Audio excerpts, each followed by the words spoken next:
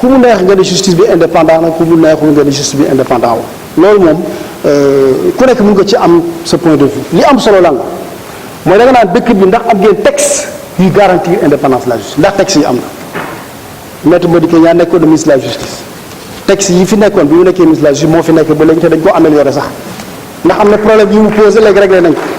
mais da ngeen war a def ba nga xamante ni carrière magistrat dina gën a gaaw léegi loolu lañ def wàññi nañu délai bi nga xamante ni moom nga war a am pour jàll magistrat hors hiérarchie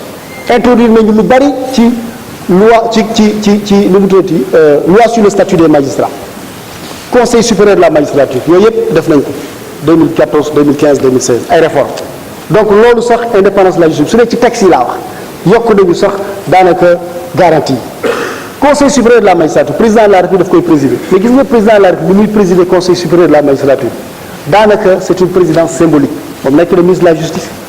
président de la république bu taxaw ne kii mooy nekk fii kii mooy nekk fii kii mooy nekk fii non loolu dinaa leen ko wax député yi peut-être sax dafa nekk loo xam ne sax kenn waru ko wax sax muy jëm ci kaw waaye dinaa leen ko wax conseil supérieur de la magistrature bi muy fonctionner conseil supérieur de la magistrature